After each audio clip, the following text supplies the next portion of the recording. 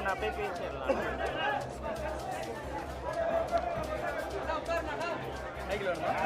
Mic வேணாண்ணா, அப்படியே பேசிடுறேன். ஏன்னா மைக்கு தேவையா?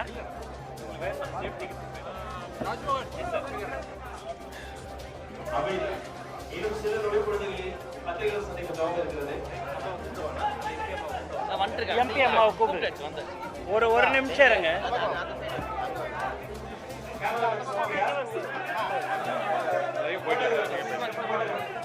மைக்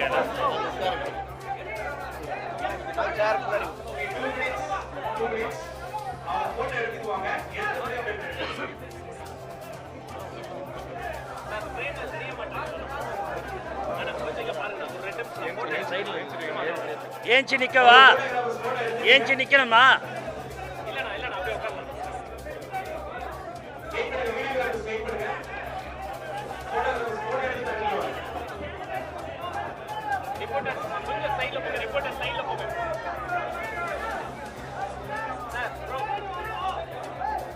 அம்மா வந்துட்டாங்களா? அவங்க ஓகேவாண்ணா? உட்கார சொல்லிடுவேன். ஓகேவாண்ணா?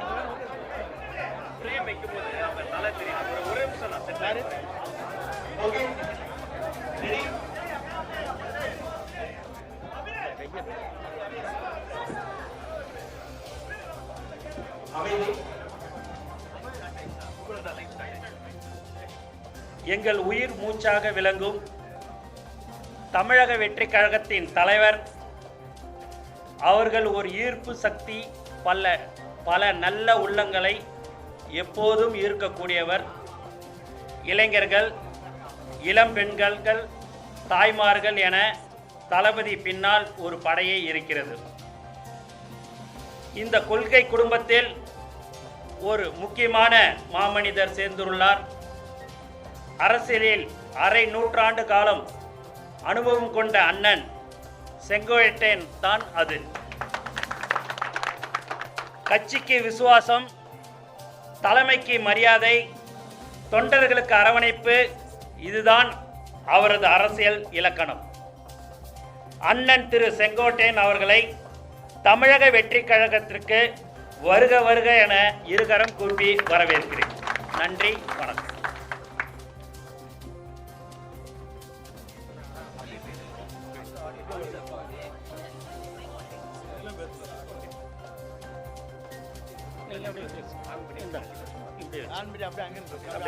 அப்படியே வச்சுங்க, இப்படி வச்சுங்க.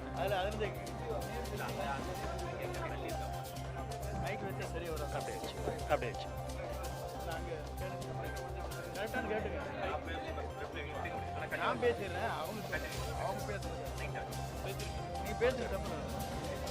அனைவருக்கும் வணக்கம். அனைவருக்கும் வணக்கம். இன்று அதிமுகவிலிருந்து அண்ணன் செங்கோட்டையன் அவர்கள், அவருடைய அரசியல் வரலாறு எல்லாருக்கும் தெரியும். கிட்டத்தட்ட 3 தலைமுறையை கடந்த ஒரு வரலாறு. இன்று தமிழக மக்கள் அனைவரும் முடிவெடுத்து விட்டார்கள். அடுத்த 2026 எங்களுடைய தலைவர் அண்ணன் விஜய் அவர்கள் தான் முதல்வராக வரப்போறார்கள். அது அனைவருக்கும் இன்று வெட்ட வெளிச்சமாக தெரிந்து வருகிறது. தமிழகத்தின் எதிர்காலம் எங்களுடைய தலைவர் அண்ணன் விஜய் அவர்களின் கரங்களை வலுப்படுத்த எங்களுடன் இணைந்த அண்ணன் செங்கோட்டையன் அவர்களுக்கு அனைவரும் சார்பாக வருக வருகின்ற வரவேற்கிறோம். அவருக்கு என்னுடைய வாழ்த்துக்களையும் தெரிவித்துக் கொள்கிறோம். நன்றி, வணக்கம்.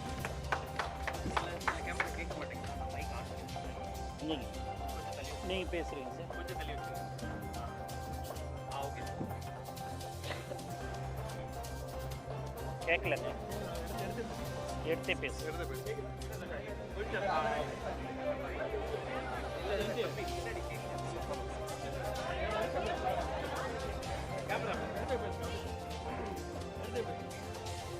மைக்ல பேசு.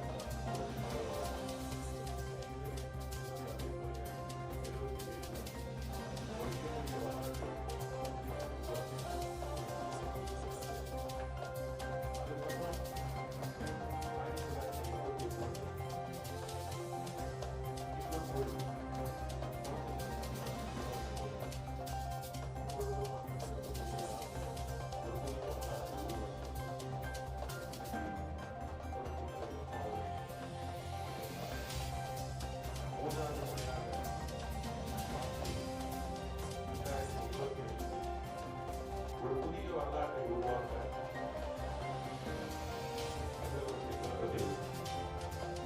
இணைத்து ஒரு புதிய வரலாற்றை உருவாக்க 2027 தமிழக வெற்றி கழகத்தின் முதல்வர் நம்முடைய தலைவர் விஜய் அவர்களை முதல்வராக அடுத்த ஒரு வரலாற்றை உருவாக்கி வரலாற்றை உருவாக்க தினம் ஒரு முடிவு எடுக்கப்பட்டது. அண்ணனை பத்தி எல்லாருக்கும் தெரியும், தமிழ்நாடு முழுவதும் இந்தியா முழுவதும் தெரியும். அதனால்தான் நேரத்தில் பார்த்துருப்பீங்க, தேசிய கட்சியிலிருந்து ஆளுங்கட்சி வரைக்கும் அண்ணன் பின்னாடி ஃபுல்லா இருந்துட்டே இருந்தாங்க. ஆனா அவருடைய முடிவு எப்படி தீர்க்கமா 1977 89 இருந்ததோ அதே மாதிரி 2026 ஒரு முதலமைச்சரை உருவாக்க, தமிழகத்தின் ஊழல் இல்லாத நேர்மையான ஒரு புதிய நிர்வாகத்தை உருவாக்க இன்றைக்கு உங்களோட இணைந்திருக்கிறார்கள். பொதுவா தமிழக வெற்றி கழகம் இன்றைக்கு இருக்கக்கூடிய மக்களுடைய ஆதரவு தெரிஞ்சது. மொத்தமே 6 மாவட்டம் போகும்போது ஒவ்வொரு மாவட்டத்திலும் 1 லட்சத்துக்கும் மேற்பட்ட மக்கள் வந்து எந்த அளவுக்கு ஆர்கானிக்கா வந்தாங்கன்னு தெரியும். அண்ணா கூட பேட்டி திரும்ப சொன்னாரு, தமிழக வெற்றி கழகத்துக்கு கிட்டத்தட்ட 28% கிராஸ் ஆயிடுச்சு, இன்னும் ஒரு 10% ஒர்க் பண்ணா போதும். இளைஞர்கள் ஃபுல்லா இருக்கிறாங்க. இந்த 40 வயசுக்கு மேல இருக்கவங்க எல்லாம் 18 வயசுல இருந்து 75 வயசு வரைக்கும் 90 வயசு வரைக்கும் நம்ம மட்டும் ஒரு பயணத்தை உருவாக்குவோம் அப்படின்றது வந்து உள்ள பேசிட்டு இருக்காரு. அந்த அளவுக்கு 55 வருஷமா உண்மையாகவும் நேர்மையாகவும் ஒரு கட்சியில் இருந்து வெற்றியும் தோல்வியும் இழப்புகளிலும் கூட இருந்து, வெற்றி மட்டும் இல்லை வெவ்வேறு இழப்புகளிலும் அண்ணன் வந்து அந்த தலைமைகளோட இருந்து மிகப்பெரிய ஒரு அனுபவம். தமிழக வெற்றி கழகத்தில் இளைஞர்களுக்கு வந்து ஒரு மிகப்பெரிய வேகம் இருக்கிறது. அது அனுபவத்தோட அண்ணன் வந்திருக்கிறாரு, பொதுச்செயலாளர் ஆனந்தன் இருக்கிறாரு. அந்த மாதிரி வேகத்தோட இந்த அனுபவம் அமையும் பொழுது 26 ஒரு பெரிய வரலாற்றை உருவாக்குவோம். அதுக்கான அண்ணனுடைய அனைத்து ஆலோசனைகளும் அவருடைய வேலைகளும் இணைந்து நாங்களாம் சேர்ந்து இணைந்து ஒரு விஷயத்தை உருவாக்குங்கிறத பதிவு பண்றோம். அண்ணனை எல்லோரும் தமிழக வெற்றி கழகத்திற்கு ஒன்று கோடி தொண்டர்களும் இன்றைக்கு மிக மிக ஒரு ஆர்வத்துடன் வரவேற்கிறோம். அண்ணன் அவர்களை வருக, ஒரு புதிய வரலாற்றை உருவாக்குவோம்.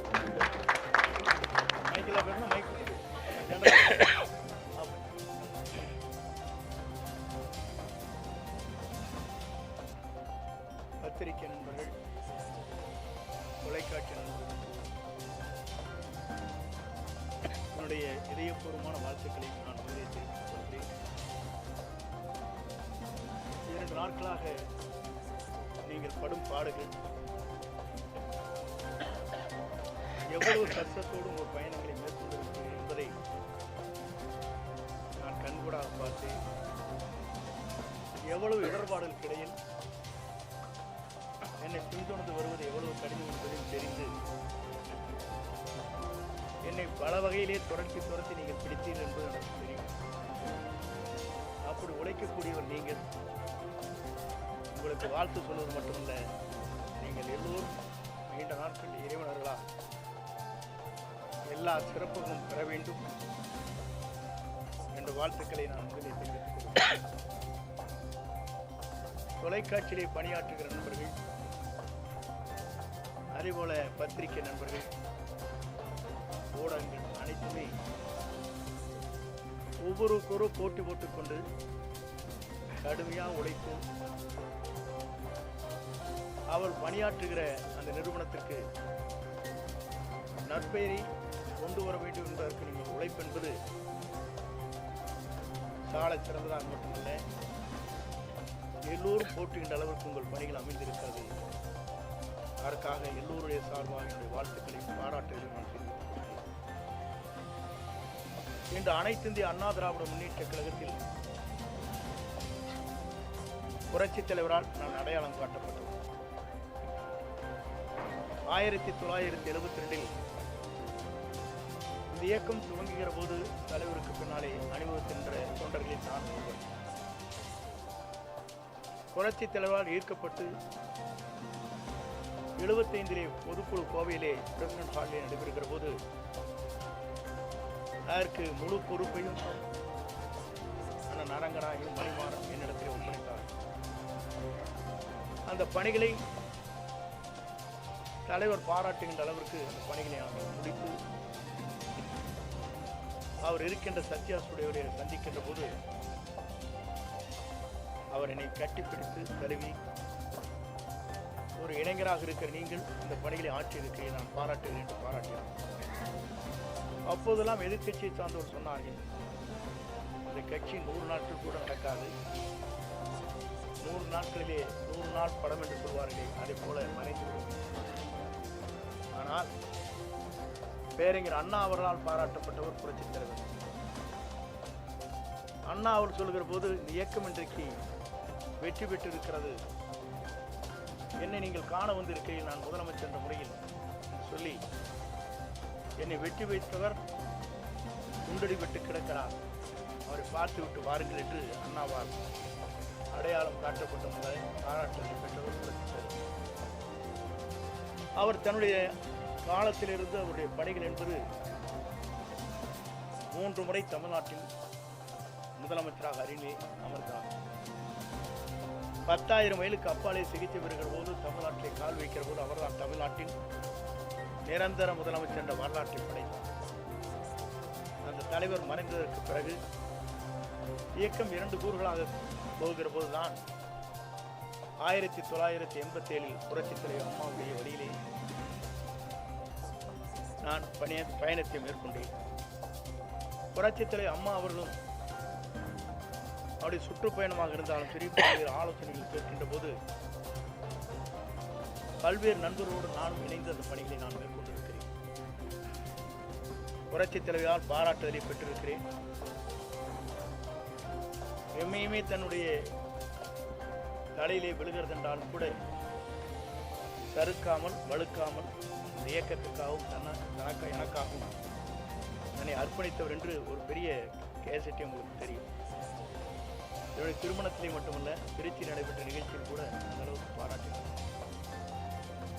ஆனால் இன்றைக்கு இருக்கிற நிலைகள் வேறு. இன்றைக்கு நான் அதை சொல்வதற்கு காரணம், புரட்சித் தலைவர் அம்மா மறைவுக்கு பிறகு ஆட்சி நடத்தியதற்கு பிறகு காலச்சூழல்களில் பல்வேறு கூறுகளாக 3 கூறுகளாக இயக்கம் பிரிந்தது. நாங்கள் அனைவரும் ஒன்றாக இணைய வேண்டும் என்ற நோக்கத்தோடு தான் நாங்கள் எல்லோரும் அந்த கருத்துக்களை வலியுறுத்தினோம்.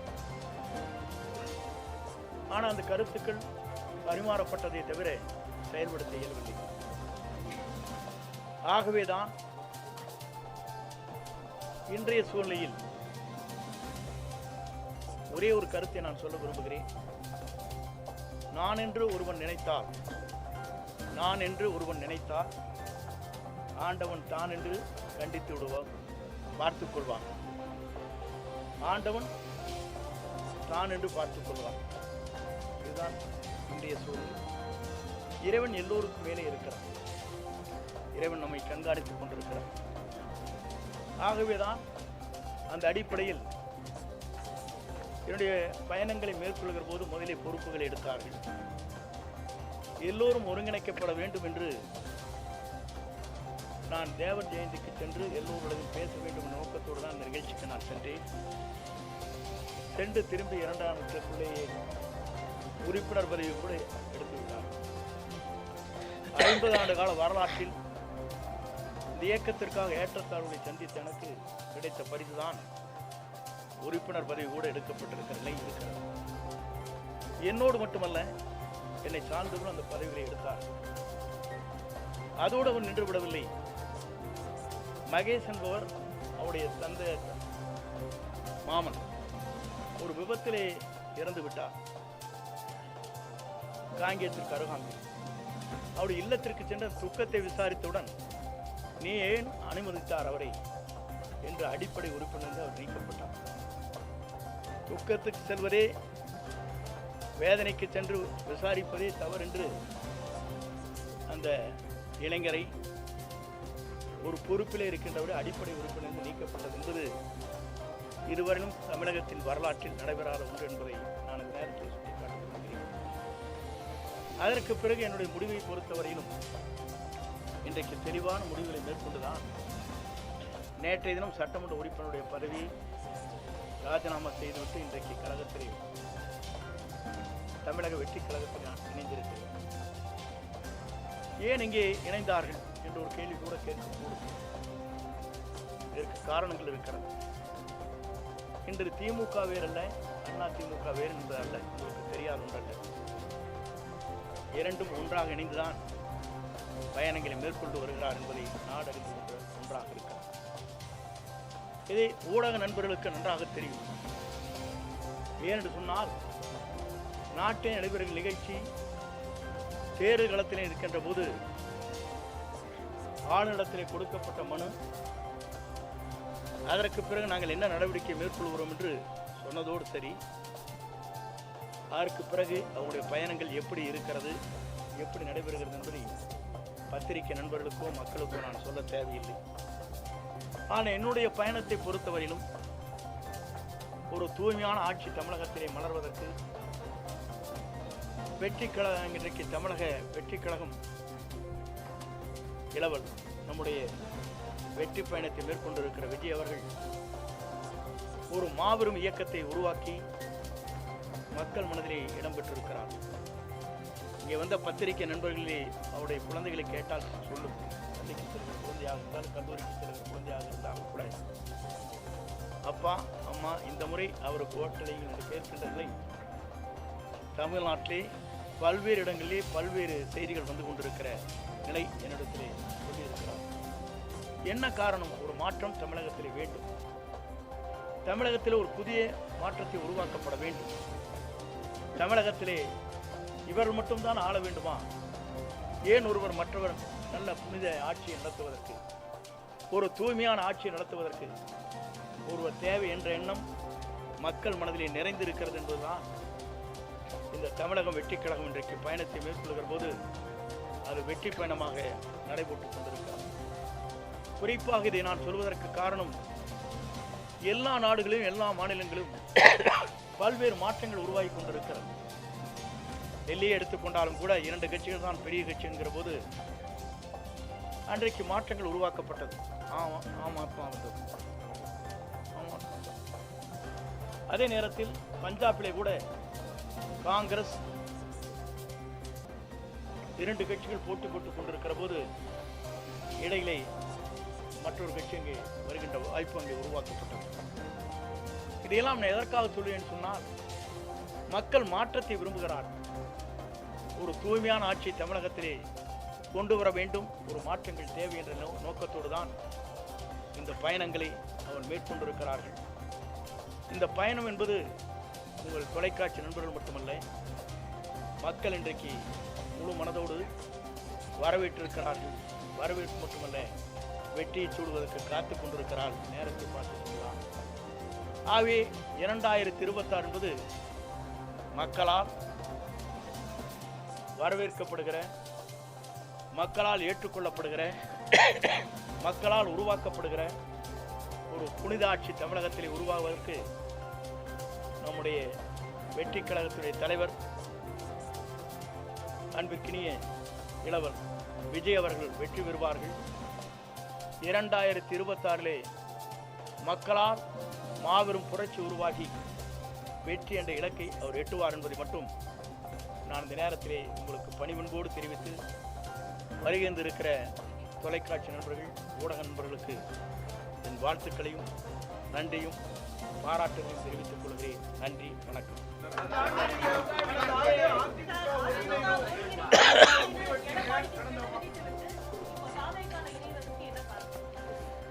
ஒருங்கிணைக்க வேண்டும் என்று கெடுபிடிக்கவில்லை. நன்றாக இந்த நான் பேசிய பேச்சுக்களை கேட்டிருக்க வேண்டும். அதனை கேட்காதே நீங்களாக போட்டுவிட்டு ஹெட்லைன் போட்டுவிட்டு 5 நாட்கள் தான் அவகாசம் கொடுத்திருக்கிறார் என்று சொன்னீர்கள். அதில் முழுமையாக நீங்கள் பார்க்க வேண்டும். அப்போது தொலைக்காட்சி நண்பர் கேட்டார், 5 நாட்களுக்குள்ளே முடிக்க வேண்டுமா என்று கேட்டார். இல்லை, பேச்சுவார்த்தை துவங்க வேண்டும். 1 மாதமோ 1.5 மாத காலமோ எடுத்துக்கொள்ளுங்கள். அதில் யாரை சேர்க்கலாம், சேர்த்த வேண்டும் என்பது பொதுச் செயலாளர் முடிவு செய்யட்டும் என்று தெளிவாக சொல்லியிருக்கேன். பார்த்துருக்கீங்க. ஆனால் கெடு என்று போட வைத்ததே அவர்தான். முதலில் தெரிந்து கொள்ள வேண்டும். என்னை வெளியேற்ற வேண்டும் நோக்கத்தோடு தான் அதை சரியான மொழி காயை நிறுத்திவிட்டார். இதுதான் உண்மை. தொலைக்காட்சியில் நான் பேசியது நீங்கள் இன்றைக்கு வேண்டுமானால் போட்டு தெரிந்து கொள்ளலாம்.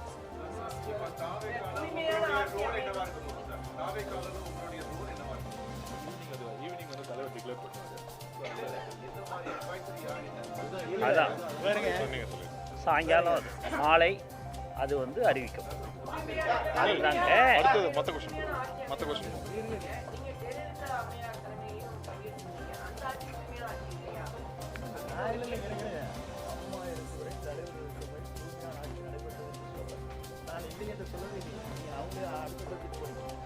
முடிஞ்சமான ஆட்சி அவங்க 2 பேரும் நடத்தணும்னு சொல்லியிருக்கேன். இல்லை நான் சொல்றது இருங்க நான் சொல்றது இருங்க இல்லைங்க இருங்க நான்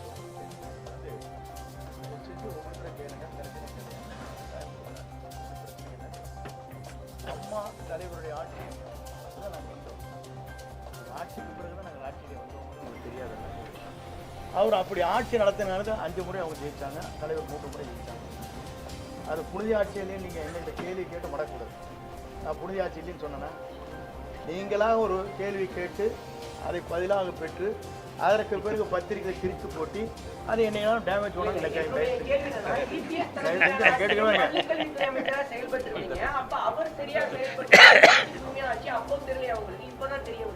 இல்லை நீங்கள் அதுக்கு முன்னாலேயே நான் ஒரே ஒரு கேள்விக்கிட்ட பதில் சொன்னேன். தூய்மையான ஆட்சி இருக்கிறதா இல்லையா என்பதற்கு கவர்னரிடத்திலே மனு கொடுத்தவர் யார்? நான் கொடுக்கல. யார் கொடுத்த? எதிர்கட்சி கொடுத்தாங்க இல்லையா? அப்புறம் எதை கேட்குறீங்க? நீதிமன்றம் சொல்லியிருக்கு அம்மையார் ஜெயலலிதா அவர்கள் ஏவன் குற்றவாளி அப்படின்னு. அப்படி இருக்கும்போது அவரை எப்படி தமிழக வெற்றி கழகத்துல இணைச்சுக்கிட்டீங்க? ஊழல் ஆட்சி அமையும் சொன்னீங்க. அது சார் இல்லை ஒரே ஒரு காட்சி இருங்க. நீங்கள் சொல்லிட்டீங்களா? நீங்கள் குறுக்கேள்வி கேட்குறேன்னு எனக்கு நல்லா தெரியும். நான் சொல்லிடுறேன் உங்களுக்கு பதில்.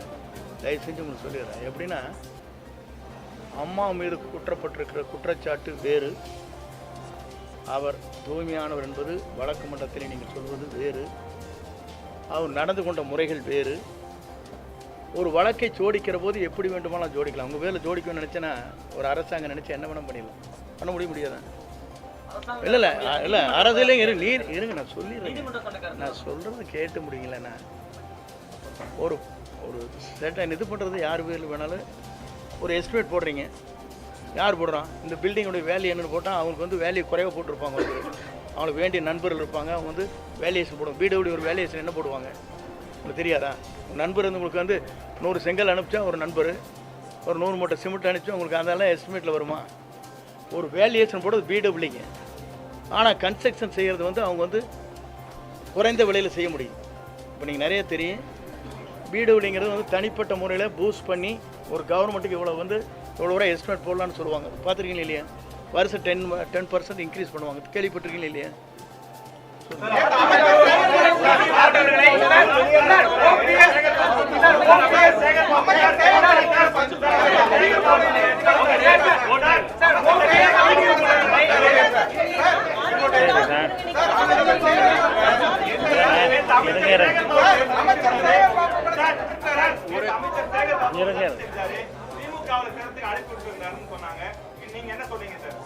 திராவிட முன்னேற்ற கழகத்தோ தேசிய கட்சிகளோ மாற்றுக் கட்சிகளோ என்னை யாரும் சந்தித்து பேசவில்லை. உங்கள் கருத்து மட்டும்தான் பேசியதாகவும் எங்கிட்ட படம் இருக்குதா காட்டுங்க. நானும் சேகர்பாபு இருங்க சபாநாயகர் பார்த்து கரெக்டுங்க. நானும் சேகர்பாபு பேசிட்டு ஒரு படம் வந்துட்டேன். காட்டுங்க, கண்ணு காட்டுங்க. இல்லை காட்டுங்க, நான் சொல்லிடுறேன் பதில். நான் யாரையுமே திராவிட முன்னேற்ற கழகமோ மாற்றுக் கட்சியோ பிஜேபியோ யாருமே என்னை அணுகவில்லை. அணுகதியாக இருந்தால் இல்லை இருங்க சும்மா நீங்கள் எதோன்னு சொல்லிட்டு கூடாது. நீங்கள் பாட்டுக்கு ஒரு கற்பனை உலகத்திலிருந்து பேசக்கூடாது. ஆகாயத்தில் வந்து இருங்க நான் சொல்கிறேன் கேளுங்க, தயவு செஞ்சு இருங்க கேளுங்க. பார்த்த மாதிரி ஒரு படம் காட்டிடுங்க, நான் பதில் சொல்கிறேன்.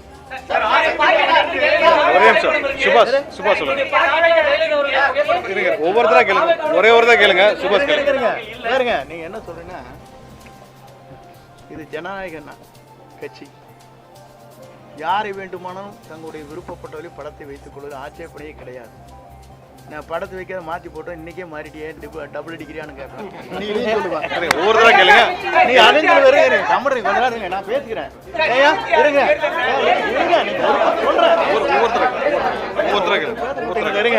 நீங்க என்ன சொல்லுவீங்க? இன்னைக்கே அந்த படத்தை மாற்றிருந்தா இவரெல்லாம் என்ன பெரிய தியாகி, இவர் என்ன வந்து கொள்கை பிடிப்பவர், ஒரு நிமிஷத்துக்கு ஒரு கட்சி மாறிட்டு படத்தையும் கூட மாற்றிட்டு போட்டார்.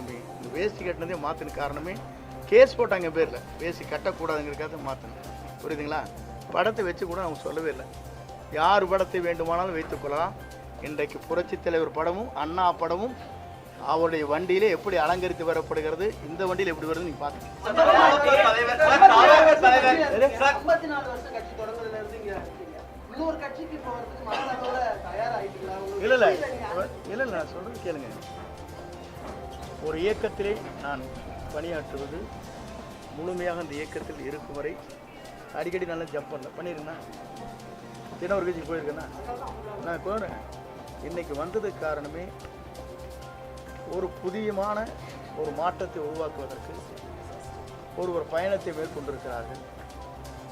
மக்கள் வரவேற்பு, மாபெரும் வரவேற்பு. நீங்கள் பார்க்குறீங்க, உங்கள் டிவிக்காரன் என்ன சொல்கிறாங்க சேனலில், எங்களுக்கு என்ன வந்துருக்கு சொல்கிறாங்க, 1 கோடி பேர் பார்க்குறாங்க எங்கள் சேனலை.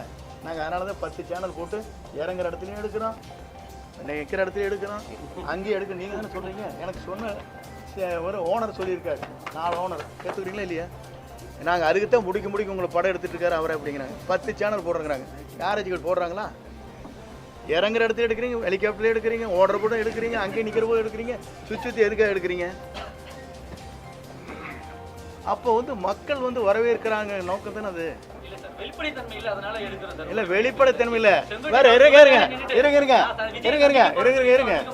வெளிப்படைத்தன்மை இல்லைன்னு சொன்னா டெல்லி எடுத்துக்க வேண்டியதானே? டெல்லியில் வெளிப்படைத்தன்மையோட வந்தது காருக்குள்ள, அதெல்லாம் எடுத்து காட்ட வேண்டியதானே?